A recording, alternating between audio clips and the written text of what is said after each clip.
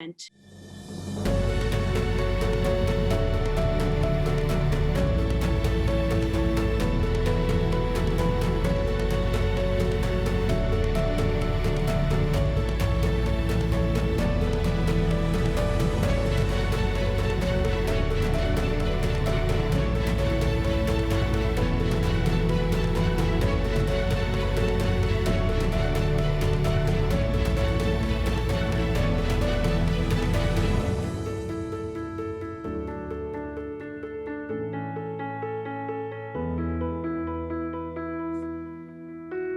And now, from the University of Virginia Center for Politics.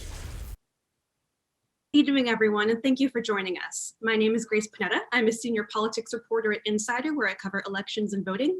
And I'm a contributing author of the new book, A Return to Normalcy, the 2020 election that almost broke America. The book is available to order now from the UVA bookstore and through major online booksellers or your local bookstore. This is the second of 3 events surrounding the book, looking back at the 2020 election and ahead to 2022 and 2024. The third event, titled The Changing Face of America, Voters of Color in the 2020 Election, is next Thursday, April 15th at this time, 6:30 p.m. to 7:30 p.m. And on Wednesday, April 21st at 4 p.m., His Excellency Lazarus Kampabwe will speak on the relationship between Zambia and the United States, the latest successes and challenges in the country, and the state of civil discourse in Zambia. Information is available on the Center for Politics website, centerforpolitics.org, or just type the name of the event into the search feature in Eventbrite. Finally, if you would like to support the Center for Politics, you can text civility to 41444 to support this program. And now it is my great pleasure to introduce our panel for this evening. We have Alan Abramowitz, a professor at Emory University and a popular expert and scholar on national politics, polling, and elections. His expertise includes forecasting models, party realignment in the United States, congressional elections, and the effects of political campaigns on the electorate. His most recent book is The Great Alignment: Race, Party Transformation, and the Rise of Donald Trump, and he is also a senior columnist for the Crystal Ball at the Center for Politics. We also have David Byler, data analyst and political columnist for the Washington Post, where he focuses on elections, polling, demographics, and statistics, and Madeline Pisani, the Senate campaigns reporter for National Journal Hotline. Welcome, everyone, and thank you so much for being here. So we have a big question to answer in this hour, and that is, what was the societal impact of the 2020 election? So first, I'm going to ask you all about some of the specifics of your 3 chapters, and then at the end, I'm going to ask what you think the biggest impact or takeaway is, both as experts and members of society as large. So be prepared for that. Starting with David. David's book chapter was all about President Biden's path to the nomination and how Democratic primaries or presidential primaries are so path dependent on little events like gaffes and hiccups that happen along the way. And one thing that you emphasized was how Biden won by convincing voters that he was the most electable, most likely to beat Trump, which worked for him, but has been criticized as kind of a vague, arbitrary concept that can unfairly discount women and non-white candidates especially. And it's really interesting too to think about how between Super Tuesday on March 3rd, 2020 and March 13th, the entire country basically shut down overnight. COVID-19 was declared a pandemic, schools were closed, our offices all went remote, events were canceled, and Trump's handling of COVID-19 really adversely affected his re-election chances in ways that no one could have foreseen. So given how much societal and political fortunes can shift in a blink of an eye like that, is electability even relevant anymore, or should it be retired to the dustbin of political history, as it were?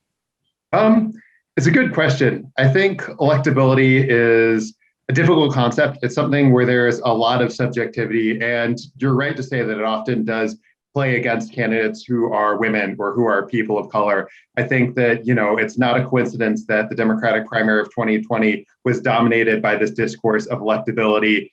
And then you ended up having Joe Biden being nominated as opposed to, the numerous other sort of more diverse slate of candidates.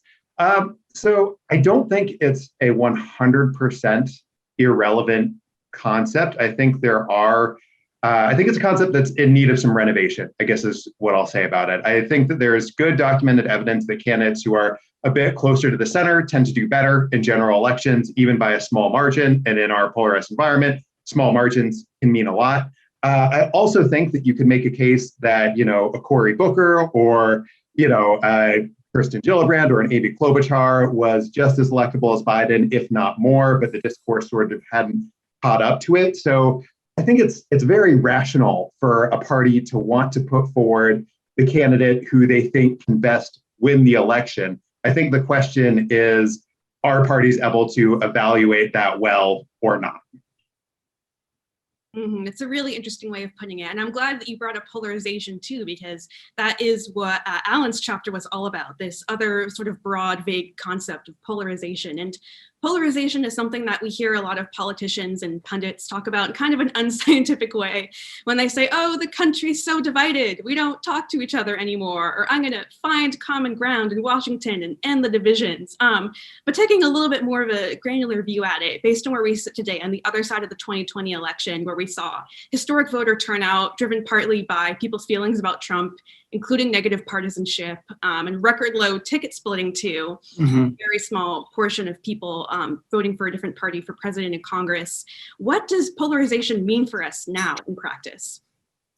Well, I would say that the 2020 election both reflected the degree of polarization in the country going into the election campaign, and also reinforced and deepened that polarization. If we look at where the country is now and how we came out of the 2020 election, particularly the post-election debate, or if you want to call it a debate, the post-election controversy over the outcome of the election, leading up to, of course, the January 6th insurrection, and then all of the controversy that has followed that surrounding the former president and his efforts to overturn the results of the election. And now the ongoing efforts that we're seeing in many states, especially those controlled by Republicans, to revise their voting laws in response to the election of Joe Biden over Donald Trump and the failed attempt to overturn the results of the election. You know, I think it's pretty clear that the country is indeed very, very divided. One thing that's striking to me is that when we look at Joe Biden's approval ratings, he's doing relatively well. You know, his approval ratings are certainly stronger than Donald Trump's were, actually, not only at the end of his presidency, but really at any time in his presidency. But the other very striking thing to me is the partisan divide over Biden. Normally, when we elect a new president, we see that there is some sort of honeymoon period where the president not only enjoys relatively high approval ratings for a period of time, but where he's able to actually draw support from the opposing party. What we're seeing with Biden is that he's drawing very little support from the opposing party. We're seeing that in the polling data among the public. And of course, we're seeing that play out in Washington as well, where Biden's agenda is being passed so far, the items that have already been passed, on straight party line votes with absolutely no Republican support. And it looks like that's the prospect for the foreseeable future. Super, super interesting. And speaking of one of those institutions that's crucial to enacting Biden's agenda, the US Senate. And so this was the subject of Maddie's chapter, and along with the data that Alan cited in his book chapter, showing the massive decline in ticket splitting, we saw this play out in real time in the Senate races. In all of the 33 states with Senate races up for re-election, 32 of them, with the exception of Maine, voted the same party for president and Senate. And Maddie, as you talked about in your chapter, Republicans held on to a lot of really tough Senate races in states like North Carolina, Maine, Iowa to some extent, where the Democratic challengers had raised a ton of money. You mentioned the death of the late Justice Ruth Bader Ginsburg as a really big inflection point for that. And sort of after that point, a lot of these candidates were favored to win, partly due to that and to Trump's weakening position at the top of the ticket, and then they didn't. And that was really shocking to a lot of people. So what do you think doomed a lot of these Democratic challengers despite their massive fundraising advantages? And do we need to rethink the role of money in Senate races and their relationship to the top of the ticket? Yeah, that's a great question. And I think that's definitely kind of my biggest takeaway from the election cycle is to take fundraising numbers with a very large grain of salt. You know, we saw definitely a decline in splitting tickets between the presidential and the Senate votes in the states that had Senate races in 2020. I mean, back in 1984, 17 states voted for different senators from a different party than the president that won the state. And in 2016, that happened in exactly 0 states. In 2020, that happened in just 1 in Maine. So I think Ted Johnson from the last panel had a really good kind of way to frame thinking about this. He said, politics, and I think especially Senate races right now, are a lot like people approach them like sports. Like, you might not like your quarterback, you might not like the new coach, but you're still going to root for the Washington football team or whoever your team is. And I think that played out in the 2020 Senate races kind of across the board. So when you see kind of these huge fundraising numbers and you have Democratic and Republican strategists calling you, kind of trying to spin around that, I think, what I'm going into those calls. All right, well, while we wait for Madeline to get back, I'll move on to David. Another major component for David, your path-dependent case for Biden's win is the very, very storied primary calendar that began with Iowa, then New Hampshire, Nevada, and then South Carolina. And the way that the primary calendar has been for decades now, up until very recently, it was like touching a third rail to dare to criticize Iowa and New Hampshire. And it was, considered a dream assignment, and probably still is, for political reporters to get the privilege of living out of a motel in Des Moines or Manchester, New Hampshire in January. And sort of going into 2020, that started to change. Iowa already started to have a couple strikes against it because it's super white, and the caucus model, some have criticized it as being a little antiquated. And that was before the entire debacle with the app and the results. And now we even have top party leaders like Jim Clyburn and Harry Reid openly saying that they think Iowa and New Hampshire are no longer representative. You had a chart in your chapter showing that they're over 90% white, and that their own more diverse states should go first. And so do you think that 2020 was sort of this last grasp of the dominance of Iowa and New Hampshire? And how will that affect the way we think about politics if, for the first time in decades, we have non-white voters and non-white states front-loaded in this process? Right. It's a good question. So my initial instinct is that Iowa and New Hampshire, do have these problems in terms of, if Democrats want to create a representative sort of first series of states where different candidates who have different strengths and different demographics have sort of various chances to shine, Iowa and New Hampshire sort of give white progressives 2 bites at the apple. We saw this with Bernie Sanders performing, pretty well in Iowa, being one of the winners in their multiple metrics, and then going on to win in New Hampshire as well. I'm not sure that it's going to stop. There's a lot of conversation on the Democratic side about, different orderings and different possibilities. But on the Republican side, Iowa and New Hampshire are really pretty great leadoff states. Iowa caucuses give Republicans a chance to appeal to white evangelical voters.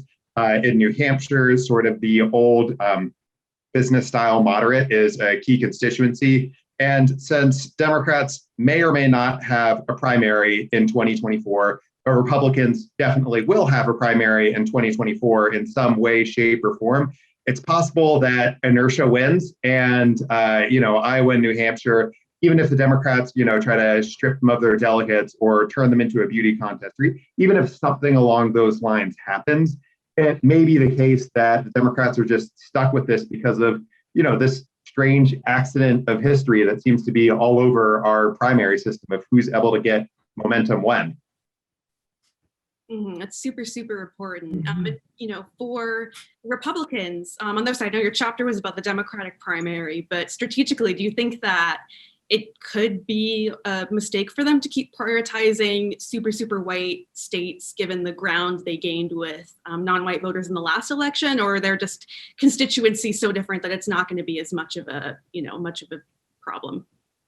Yeah, I think that I haven't done a mathematical sort of analysis to fully determine this, but my sort of gut sense is that the first 4 states, Iowa, New Hampshire, Nevada, South Carolina, are going to be better at representing sort of the Republican Party as a whole than the Democratic Party as a whole. You could sort of kick the tires in a little bit and try to rotate maybe one of the states in or out with Republicans, but we're still dealing with the Republican Party, despite the gains with Latinos, a party that is, majority white and is less diverse than the Democratic coalition. So my instinct is that, Florida, even if it's not in the first 4 states, will still go fairly early and will still have a lot of delegates. And that'll provide Republicans with a way to, think through a calendar that, represents the emerging parts of their coalition as well.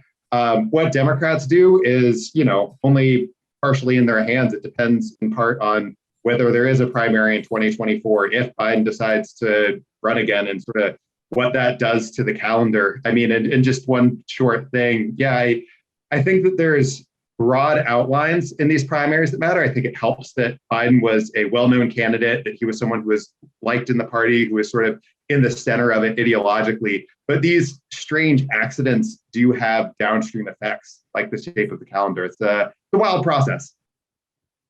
World process is definitely correct. And we'll see some of these theories and ideas put to the test in 2024, if not sooner. And Alan, turning back to you, on the topic of polarization, you mentioned earlier some of the big impacts and how we're seeing it play out today. And when people talk about polarization, they often blame big institutions, whether it's Congress, whoever's in the White House, the media, for dividing America. But you wrote in your chapter that our polarized Congress reflects our polarized electorate, and that the elite or the mass polarization is driving the elite polarization. So given that, should people start critically thinking and evaluating their own role and their own community's role in mass polarization in these divides, or is this trend just unavoidable now? Well, I think it's pretty clear that polarization is deeply ingrained within the American electorate. And that in fact, a mass polarization is to a large extent driving elite polarization right now. I mean, if you sort of ask yourself, like, why is it that Republican elected officials are working so hard to ingratiate themselves, to Trump's far right base? You have to look at the reality that they have to maintain the support of that same voter base if they have a hope of getting reelected and have any hope of winning a primary election in particular. Looking at the data on the 2020 electorate, it's very clear that Democrats and Republicans are just deeply, deeply divided on a whole range of issues, and they really dislike each other. So, I mean, this makes it very difficult to overcome polarization when you not only disagree with those on the other side, but you also intensely dislike and mistrust those on the other side. And that's the point that we've gotten to right now in American politics, where, as I say in the chapter, it's viewed as a contest between good and evil. And this is the way it's viewed by both sides. Those on the other side are not just seen as my opponents and those who disagree with me, as they were more traditionally viewed, but rather as people who are truly evil. And of course, some of the conspiracy theories that we've seen play out, particularly on the Republican side, play into this perception of the Democrats. So, think about, how is it possible that a substantial percentage of Republican voters believe or are capable of believing that Democrats would, engage in, having sex with children or, cannibalism with children, crazy stuff. Now it's not a majority of Republicans who believe that stuff, but it's a significant minority who are open to ideas like that. That's how bad it's gotten. And when you get to that level of mistrust and dislike of the opposing side, which is grounded in policy, by the way, there are deep policy disagreements between Democrats and Republicans on a whole range of issues, economic issues, cultural issues, civil rights, everything, just about anything you can think of, even dealing with the pandemic, of course. It's just very difficult to overcome those divisions. And I'm wondering too, if you think that it can kind of sort of create a vicious cycle, because one of the implications you mentioned in your chapter was the decline in ticket splitting. Right. As a result of that is there being far, far fewer members of Congress, even compared to a decade ago, that represent a district that voted for the other party for president. I think it's now That's right. just about 20 in the House. 16 to be exact. 16, exact, yeah, in the House. Yeah. Not that much out of 435. And so No. if there are fewer incentives for members to work across the aisle, is this problem just going to keep getting worse? Or, where are we headed from Well, here? I think we've sort of reached what I would call peak polarization. I'm not sure if it can really get much worse than it is right now. Maybe it can. And you're right. I mean, part of the problem is that there are almost no Democrats and Republicans in either chamber right now. And this is true in state legislatures as well. There are almost no Democrats or Republicans who are elected from states or districts that voted for the opposing party in the presidential election. That used to be very common, but it goes beyond that. Even if you look at the swing states, let's take a state like Wisconsin. Wisconsin is a swing state. It's a state that has gone back and forth in presidential elections. It's elected Democrats and Republicans. You would think that there would be some incentive there for Democratic and Republican elected officials to try to appeal to voters on the other side of the aisle, on the other side of the partisan divide, in order to expand their coalition, not to just depend on their own party's electoral base. But in fact, they don't do that. Wisconsin is one of the most polarized states in the country. Democrats and Republicans in that state, not just in government, not just their elected officials, but the voters, are just incredibly polarized. And so you end up with a situation where you have a Republican senator like Ron Johnson, who is up for election in 2 years if he chooses to run. We don't know for sure yet if he's going to run again, who is not only not trying to reach out to appeal to Democrats to try to shore up his position in the state, but who is doing everything he can, it seems, to alienate Democrats and to reinforce his support among the Republican base in that state. And that's what we see happening pretty much around the country. There are occasional exceptions to that. Susan Collins is and then Joe Manchin, going back to the 2018 election. They're sort of the exceptions that prove the rule. It's very, very hard to do that. There are special reasons, I think, why Susan Collins and Joe Manchin were able to get reelected in states that voted pretty decisively, or in Joe Manchin's case, overwhelmingly for the opposing party's presidential candidate. There are very few Democrats and Republicans in the House or Senate right now who are able to do that or even interested in doing that. Yeah, very, very interesting trend. And David, I want to ask you about the 2020 primary cycle, which seems like so long ago now, and what we can learn even from the candidates that sort of didn't win and what that, portends for politics going forward, a little bit related to what Alan was saying. The Democratic presidential primary had over 20 candidates, was extremely unpredictable with all the developments, entrances, exits. And interestingly, it was not all people who had patiently waited their turn and served in Congress for years. There's a lot of people who had little to no political experience, and to the points about campaign spending, we even had a last minute entrance by Michael Bloomberg sweeping in with a real-time experiment of how far basically unlimited money in politics could go. And even given the unique nature of presidential primaries, and especially 2020, what can we sort of learn from both Biden's path to victory? And even though many of them didn't win, all of the other candidates who threw their hat in the ring, did they sort of, for lack of a better term, democratize the process a little bit?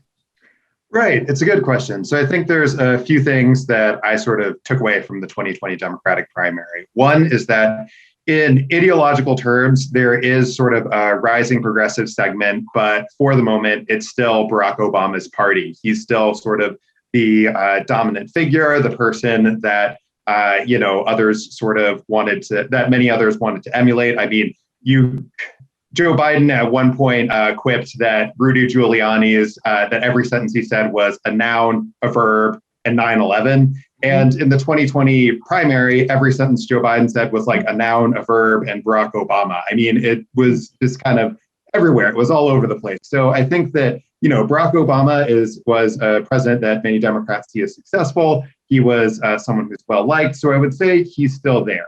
That being said, I would say that there's sort of a path forming for a more progressive candidate to potentially win. We saw sort of the two strongest challengers to Biden in the kind of pre-Iowa period, I would say, were Elizabeth Warren and Kamala Harris, both of whom I think were sort of discernibly to Biden's left and oftentimes attacked him from that position. And I think what you saw there with their sort of rise in the polls that eventually ended up, falling off for various reasons, was that there is a way for sort of the progressive wing in the Democratic Party to unite with other wings and put forward a candidate who's, more liberal than other candidates have been in the past. I think, like you were saying, it also shows that there's an ability for people who, are not traditionally qualified to be president. It shows that, there's room for them to sort of create a much bigger rising star for themselves just by running for president and going kind of viral. Andrew Yang, I do not think would be set so strongly in the running to be New York governor if he hadn't amassed sort of this cult following in the Democratic primary. Pete Buttigieg, I'm sure, would have worked his way up in Democratic politics. I'm not sure if it would have been this fast if he hadn't ran for president and sort of co-won Iowa with Bernie Sanders.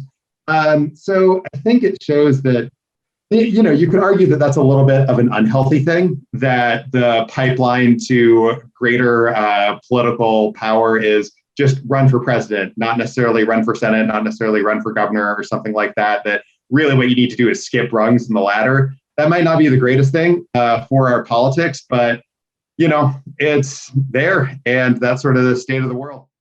Yeah, and to this point about sort of campaign finance too, definitely Biden was not the strongest fundraiser throughout the primaries. I remember I had to keep track of everyone's campaign filings for several months, which was really fun. But, sort of there's been a lot of concern both on the Democratic side and some on the Republican too about the role of money and politics. And Michael Bloomberg entered the race at the last minute because he thought that Joe Biden was not electable and he didn't have it in him.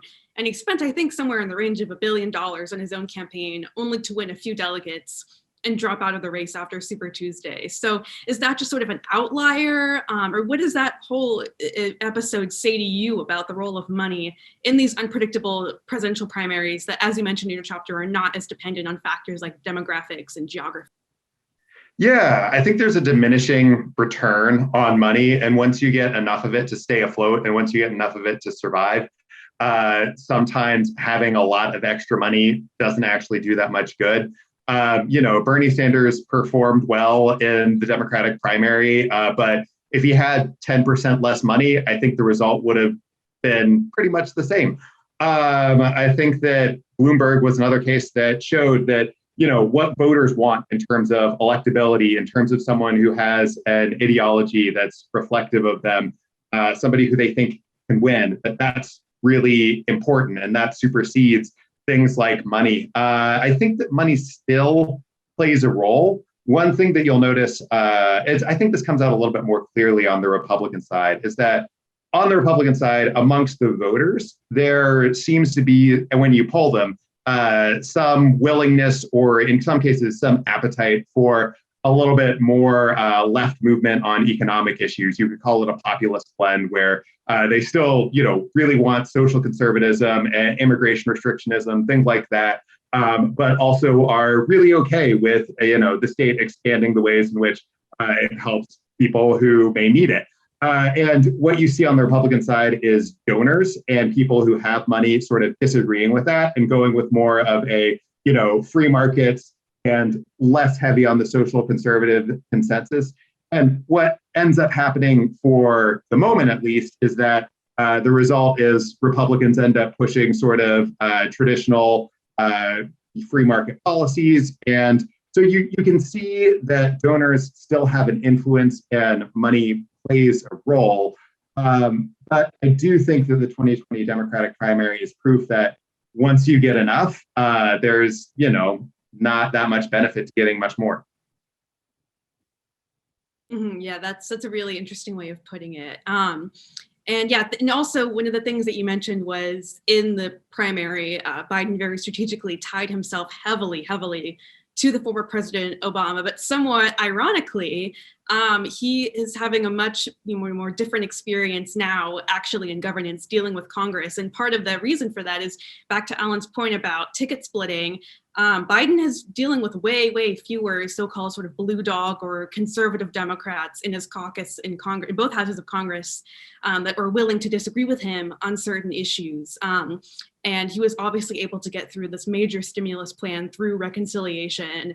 And, that's due to many factors, part of it being both the changes in the caucuses and part of it being some of the lessons that leaders who have been around for a long time, like Chuck Schumer and Nancy Pelosi, learned from the sort of post-2008 recovery. And so, Alan, I want to sort of ask you, since the sort of decline in ticket splitting and the homogenization of coalitions in some ways was a big feature of your chapter. Sort of how do you think that'll play into the experiences that Biden versus Obama had in governing? And especially looking forward to the midterms. Obviously, Obama, the Democrats got clobbered in 2010 in Right. Obama's first midterm. And so how do you think they compare? Well, I think for one thing that the Democrats are trying to learn some lessons from what happened back in 2009 and 10. And that's why one of the reasons why I think you see that Biden and his advisors have decided to really go big when it comes to the economic stimulus package that they pushed through, realizing that compromising with Republicans or attempting to compromise with Republicans not only would probably fail, but that pulling back and kind of scaling back your ambitions will probably end up hurting you if you end up with an economic stimulus package that doesn't actually produce the kinds of results that you're hoping for. Obviously, a lot of the outcome of the 2022 midterm elections is going to depend to a large extent on just how successful the Biden stimulus package is and how well the economy does coming out of the pandemic. There are a lot of economists predicting a very strong economic recovery over the next 2 years.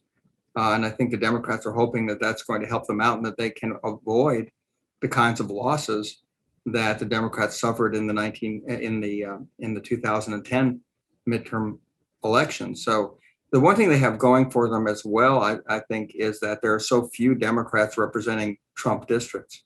So one of the reasons why a lot of Democrats lost, if you go back, say, to the 1994 midterm elections under Clinton, if you look at the 2010 elections under Obama, is that the Democrats who lost were mainly Democrats who represented districts that had voted or normally voted Republican in presidential elections, maybe not necessarily in all cases in the 2008 election, which was a Democratic, kind of blowout.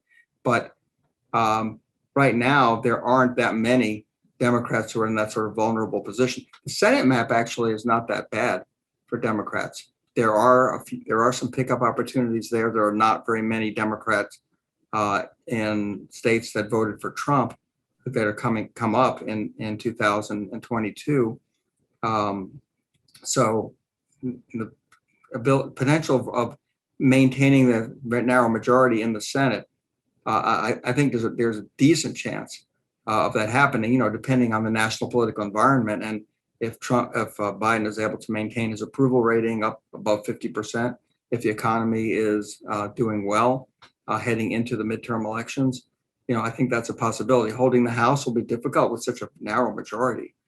They have to basically avoid any losses at all. But again, this may not be a typical midterm election in 2022, and we don't know what role Donald Trump is going to play, and whether we're going to see attempts to primary Republicans who oppose Trump and Republicans who voted to impeach or convict Trump. So that's another big unknown here, I think, is what role Trump is going to play in the Republican Party heading into the midterms and eventually the 2024 presidential cycle. Definitely. And you sort of one of the last major midterm cycles where the party in power did not manage to, take such big losses and were able to maintain some of their ground was immediately after 9/11 and in the early mid 2000s under George W. Bush. Do you think that there could sort of be a similar playbook available here for Biden being in this really position, helping America sort of get out of the pandemic? In a way, yes. I mean, it's obviously different from 9/11. I mean, 9/11 produced this huge rally event that lasted for quite a long time, eventually wore off. But, we saw Bush's approval rating soared after that. He was getting very strong support from Democrats as well as Republicans. So we're not seeing anything like that right now. But I do think that the pandemic and the economic crisis associated with it give the Democrats somewhat of an opportunity here, in that if the public, or at least a majority of the public, believes that Biden and the Democrats have done an effective job of rolling out the vaccinations and getting us out of the pandemic, and then of growing the economy heading into the 2022 midterm elections, I think we could see something like that. Given polarization, obviously, we're not going to see a rally anywhere near what we saw, with George W. Bush after 9/11. That's just inconceivable now.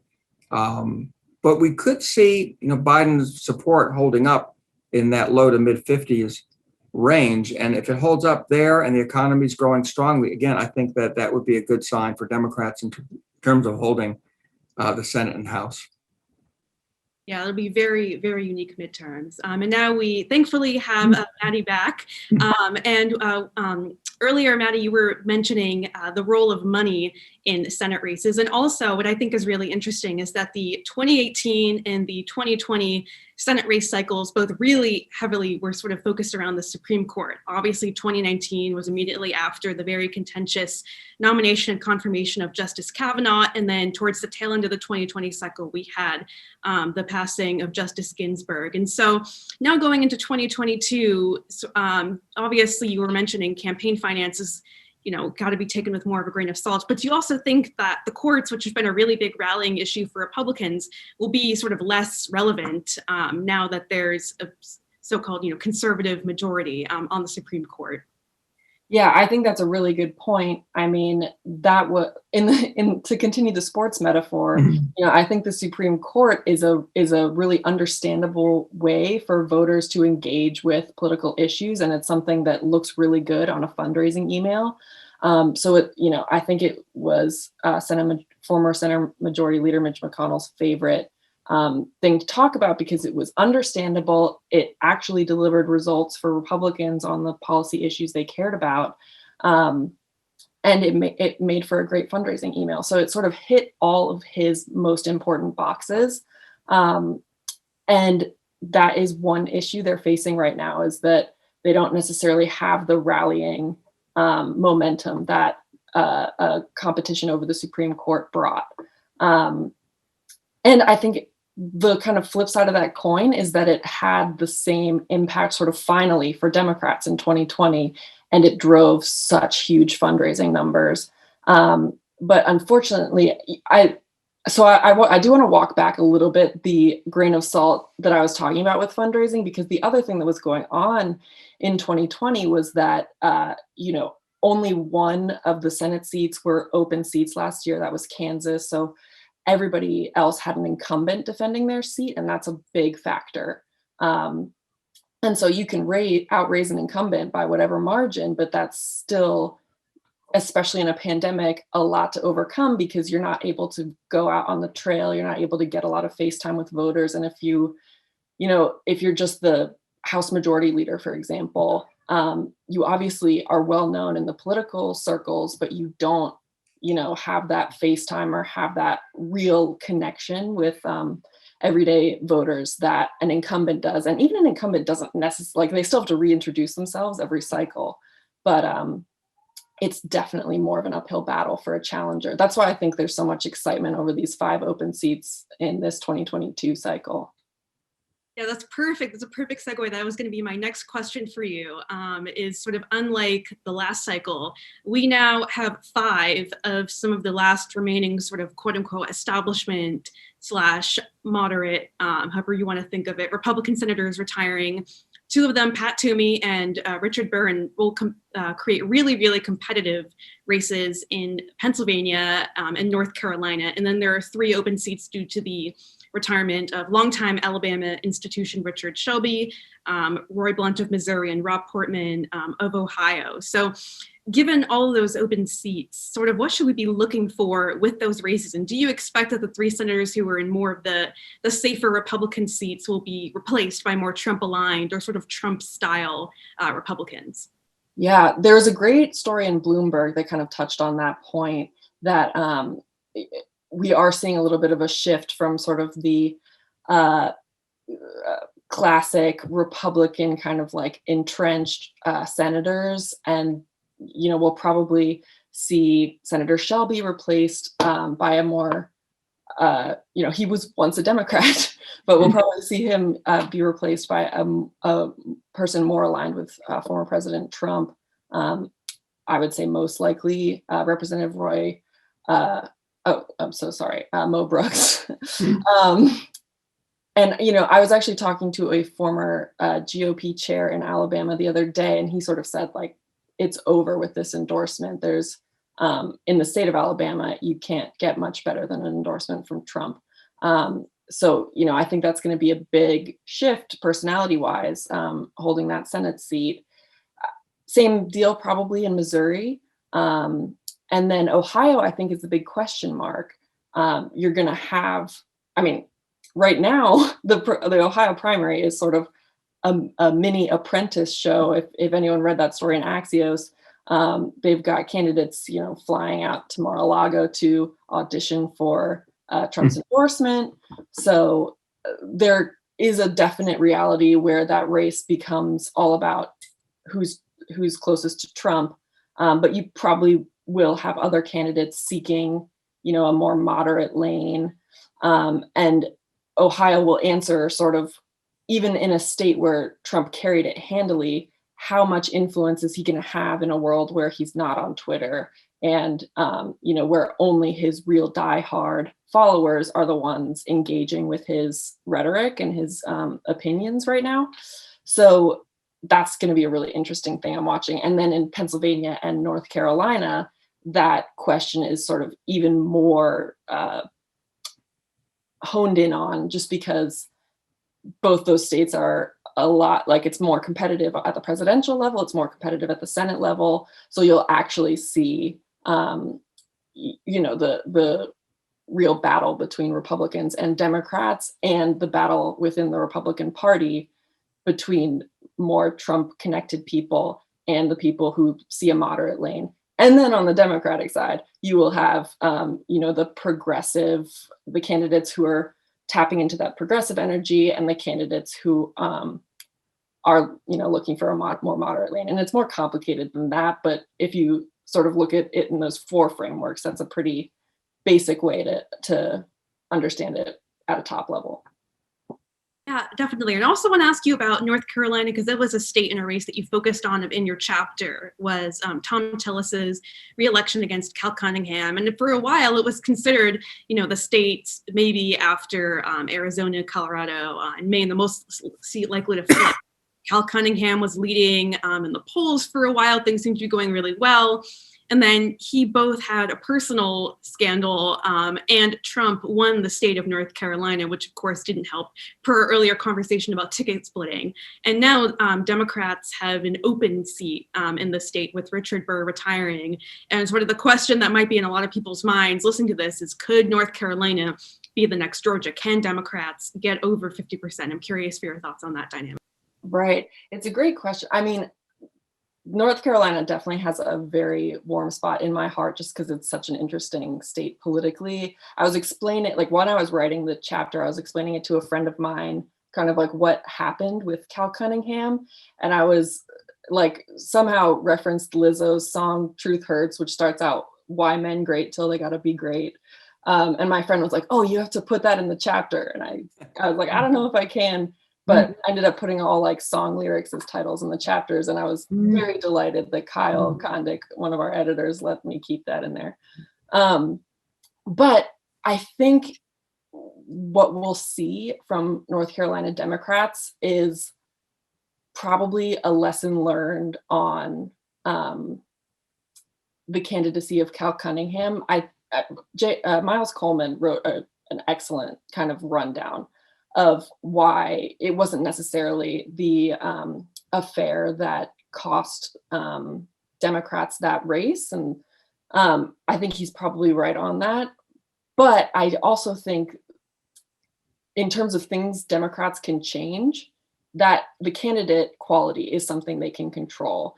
And given the immense success of that Democrats found in Georgia after kind of an embarrassing series of unmet expectations in other Senate races, I think North Carolina Democrats are going to see that and kind of see the ways Cal Cunningham's candidacy faltered and look for a more dynamic, a more, what once seemed to be a widely appealing candidate in sort of a military veteran, white male, sort of classically normal politician that has been a normal politician since the dawn of the country,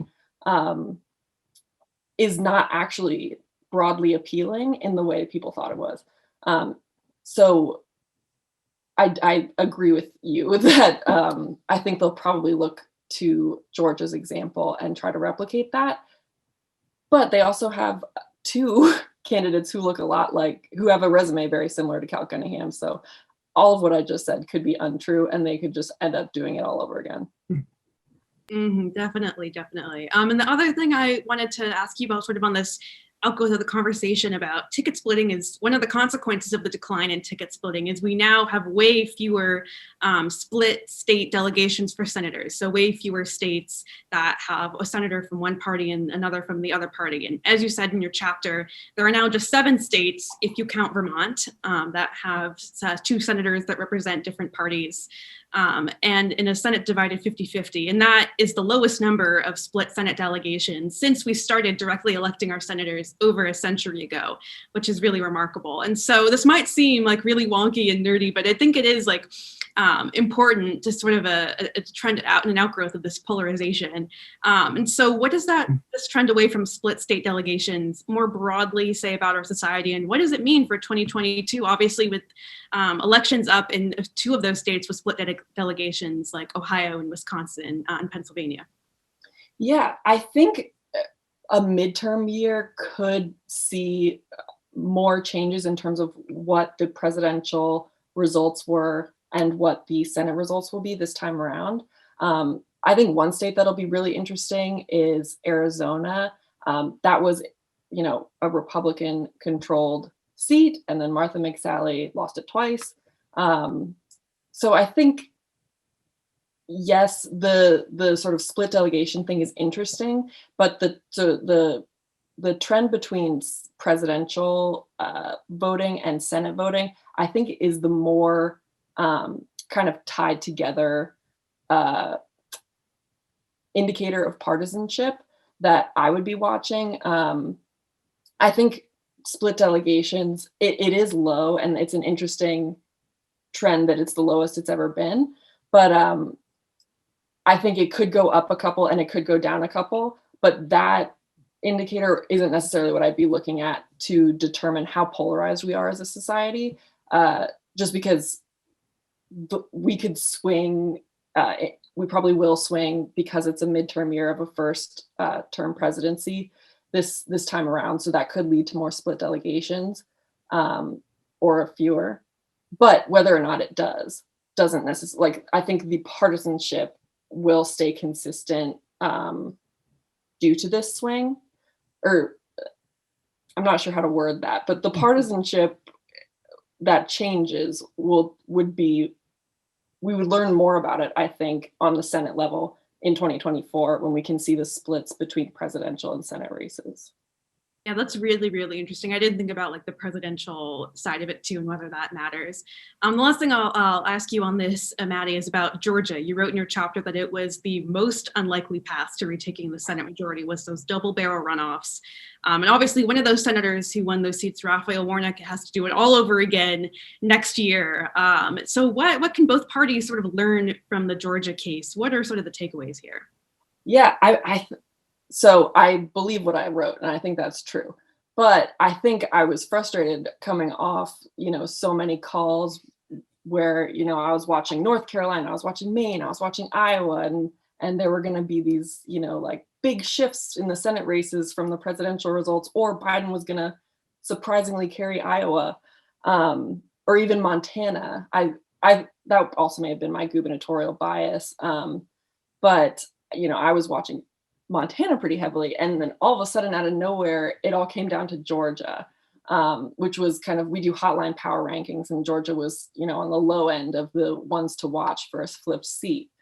And then they both flipped. So, I think we learned that grassroots organization matters. Although any Democratic or Republican strategist would tell you, we already knew that. If you've been a campaign canvasser, they would hate to hear, a pundit or a reporter, whoever, say grassroots matters. And I thought of that idea first because they knew it. But, I think that is one major difference between the runoffs and the other Senate elections. One thing that I think was a detriment to Cal Cunningham was that he was, avoiding media exposure. So he wasn't campaigning in those final weeks. Then, if you compare that to John Ossoff and Raphael Warnock, they were on the ground, knocking doors every single day, always, giving interviews, talking to anyone who would listen, kind of thing. And, that also makes me think of Susan Collins in Maine. Like, I think she was underestimated because of her fundraising, because of the poll numbers in Maine, which can be wonky. But she was on the ground knocking on doors and making those visits. So that's definitely my biggest takeaway with Georgia is, it's also a good example of implementing fundraising well. But I think like my biggest takeaway would be the grassroots door knocking. Mm-hmm. Yeah, that's super interesting, and definitely a big lesson Democrats learned was trying to balance the COVID pandemic and health and safety, and this need to get out and talk to people was really difficult. And obviously for us reporters, we experienced this in a different way, and that may have contributed to some of our blind spots and relying really heavily on polling and fundraising to handicap some of these races. But yeah, hopefully we'll not see a repeat of that next year. And now we are amazingly closing towards the end of our hour together. So I'm going to circle back to what I raised at the beginning. And I'm going to ask everyone sort of what they think the biggest societal impacts of the 2020 election were, that started with the Iowa caucus debacle and ended with a pandemic election and leading into these high stakes runoffs. That's where we were at on New Year's Eve. So David, I'll start with you. Yeah, I think if I had to say what the societal impacts are, I think I'd say sort of two things. I'll be brief on the first one in case Alan wants to talk more about it, but I think the cultural divide is sort of widening and aligning with the partisan divide. Just sort of the identities and beliefs of people who say that they're Republicans and people who say that they're Democrats are sort of coming apart more. And that's a pre-existing trend, but it's also one that I think intensified. So there's that. And I think that the 2020 election, some people will say this is a good thing, some people will say it's a bad thing, is part of a sort of trend that's accelerated recently, where just the possibilities in politics for what it is you're allowed to stand for has dramatically, increased and widened. In some cases on the left, it means that, people are really moving sort of towards the progressive end on racial issues or on economic issues. We've had two primaries in a row where the second place candidate was a self-described democratic socialist. That's a widening there. And it's not equivalent, obviously, when I'll describe it, but On the Republican side, you have, people who are questioning the election results. That's something that is now sort of not just kosher, but a mainstream chunk of what politicians are doing. And you also have sort of policy possibilities. You see different Republican politicians sort of trying out different post-Trump platforms, sort of saying, okay, well, maybe we can do this sort of populist thing where we marry immigration restrictionism to a more liberal social program, or we, go hard after large tech companies. So you have sort of widening divides, and sometimes for better, sometimes for worse, widening possibilities of just sort of what can be done in American politics. It's a really, really good way of putting it. Alan, how about you? Well, to me, I think that the most significant and really troubling thing to come out of the 2020 election was the insurrection, the attack on the US Capitol, and then going along with that, the attempt to overturn the results of the election. The fact that we had a president of the United States who refused to concede the outcome of an election that he clearly lost, and whose belief that the election was stolen and repeated lies to that effect are obviously widely believed among rank and file Republican voters, to the point where we are now seeing a reaction to that. And the reaction to that is that Republican elected officials around the country feel obliged to go along with this, and in many cases to pursue efforts to change election laws and procedures in ways that reflect the view promoted by the former president that the election was stolen from him. Now, we can debate about the practical consequences of these changes that are being made. I happen to think in some ways they're not going to work out the way they hope. But I still think that this is very significant. It's unprecedented, and it's reinforcing the divisions in the country. And I think that's going to continue, and you're going to see that continue into 2022 and beyond. Yeah, absolutely. That's really important. And as you sort of mentioned in your chapter, Trump himself has receded a little bit from the public eye and that he was banned from social media. But the seed that he planted, that elections are rigged and stolen, is not going away anytime soon. It's really important. Yeah, for sure. And Maddie, how about you? I think Alan hit the nail on the head with the impact of the insurrection. But kind of going back a little bit, I think the fact that the economy was not in a good place. We were in a global pandemic. These were, the setting was all indication that the party in power would experience more harm on their election outcomes than they ended up experiencing. And I don't think we know the answer yet as to why, but I think that's partly drove a lot of, at least Democrat Senate strategists' expectations as to why they thought there might be more opportunity in some redder states.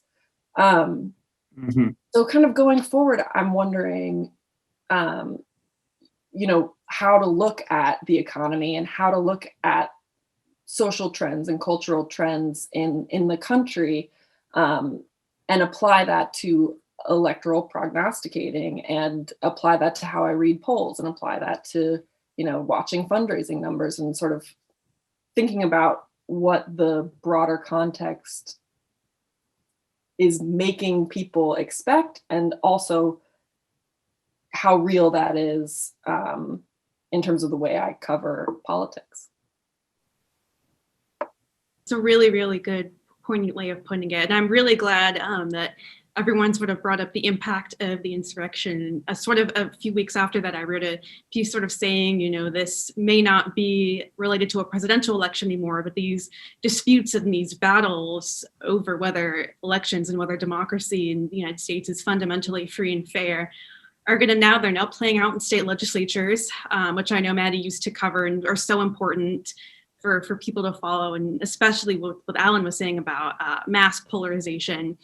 State legislatures, that's where most of the laws in the United States are passed. And it is good that those bodies are getting more attention now, but it's sort of it had to get to this point for it to be this way, because state legislatures have been pushing policies that are restricting voting access or reliant on these lies about massive voter fraud for a while now. And I think that really kicked off into high gear after Obama's election, which that could be a whole other panel on its own. Mhm. The impact of 2008 and the Tea Party movement on all of this stuff. But yeah, these are all really, really important, impactful questions for us to be thinking about. And now we're almost at the end of our hour together. And thank you so much to everyone who tuned into this event and made time out of their busy Thursday nights to chat with us about politics. And reminder that the book, A Return to Normalcy, the 2020 election that almost broke America, is available to buy now through the UVA bookstore or through online booksellers or your local bookshop. If you want to support your local bookstore, I'm sure they'd be super appreciative. And you can always go to centerforpolitics.org for more information about future events, including next week's event, the third in our series of events about the book. The Changing Face of America is going to be at this same time, 6:30 on April 15th. And with that, thank you so much for everyone for tuning in, and thank you for our panelists for such an amazing event.